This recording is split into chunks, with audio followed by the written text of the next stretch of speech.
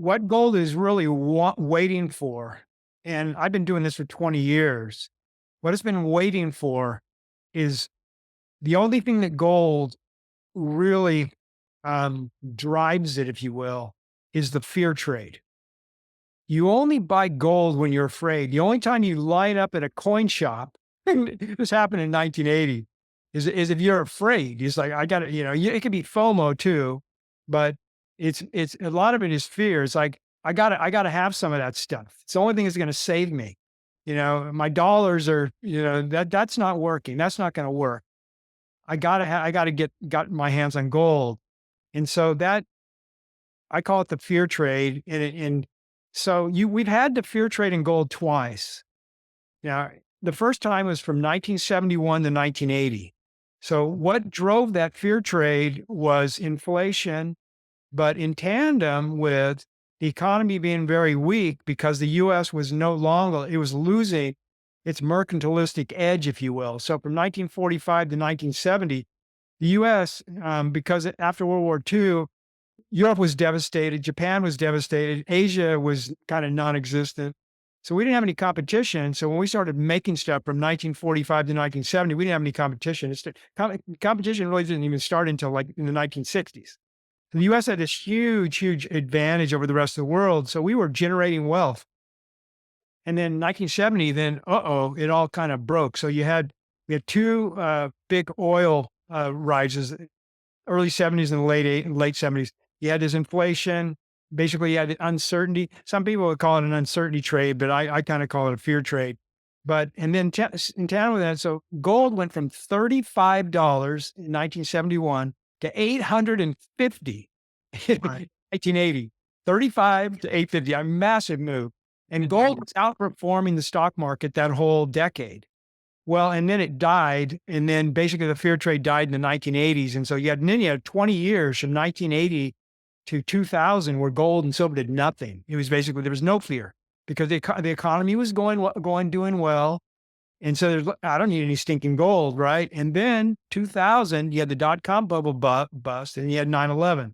That ignited another uncertainty slash fear trade from 2001 all the way to 2011, another 10 years.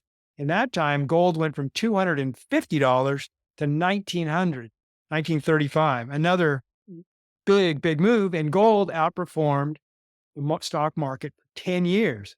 And now we had another, so from 2009, now we had 15 years, somewhere in there, another basically where gold did nothing for the last 10 years. And because you didn't have that uncertainty trade, that risk trade. So now we're getting ready to have our third uncertainty slash fear trade into gold. But this one is going to be the mother of all fear trades, because this time the US bond market is going to break. And when the bond market breaks, that's when Exter's pyramid kicks in. And Exter's pyramid, this was named after a guy named Exter. He basically created a pyramid of assets with the highest quality at the very bottom, the inverted pyramid at the very bottom, and then higher the pyramid, the risk increases. And basically what he said was, as uncertainty increases, people move down the risk assets. Well, we've never ever had to move from the very bottom, which is basically US bonds, US treasuries, and US dollars. People have always been happy in those. So they've never had to move down into that gold trade. So the gold's about $14 trillion total, but it's only about 4 or 5 trillion for bullion and coins. So if you think of it that way, there's only about that much. And the overall economy has about $250 trillion in stocks and bonds globally. So that you got 250 versus 4. So all those assets, they don't have very much, there's not a lot of room there. And so if people want to move out, and this is the reason why I'm in gold and silver, because I've always believed that the US debt bubble would eventually pop, because I believe in Austrian economics, where you can't spend to prosperity. You can't borrow to prosperity. At a certain point, Von Mises basically said you only have two choices. You either pay off your debt or it pops. And I've always believed the debt bubble will pop. I think that's going to happen very soon, because at a certain point, your money printer breaks, because you can't just monetize everything you need because that creates hyperinflation. So if you borrow, if the government, U.S. Treasury loans bonds out, it doesn't create inflation if the people that buy those bonds already are using money that's already in circulation. Where it creates inflation is when you print money. That's when the Fed prints money to buy the bonds. Then they're Right. expanding money supply, and that's what they can't do. And now we already have inflation, and inflation is basically the kryptonite for MMT, the kryptonite for this idea that we can print to infinity. And Right. everybody knows you can't print to infinity, and everybody's starting to figure that out. And so when the debt bubble, I think we're close to that debt bubble popping, and I think that's the reason why gold's going up. And I think that's the reason why gold is going to look like such a good asset going forward from here.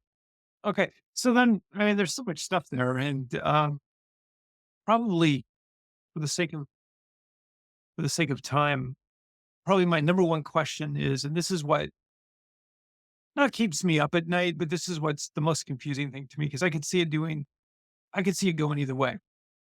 At the end of the day, gold and silver stocks are stocks, right?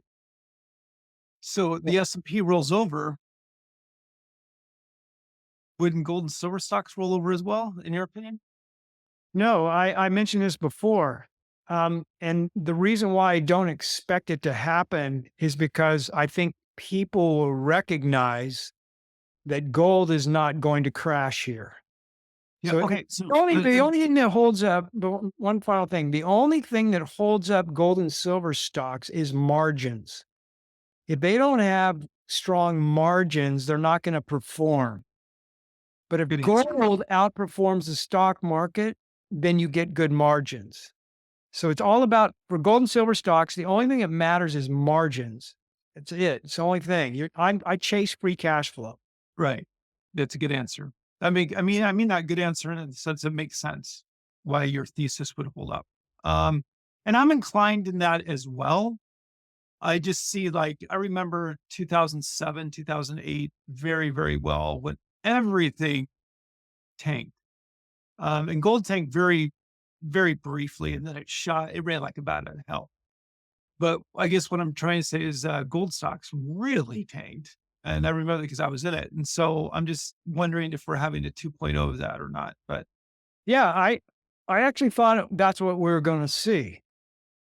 I didn't think gold would lead here. What I thought was going to happen is that you know gold would not break out like it has, like standard 2000, for instance. I thought gold was going to stay under 2000. Um, Now there's always different, possibilities, right? sure. It's hard to predict the future. But one of the possibilities was gold, breaking out, which has done.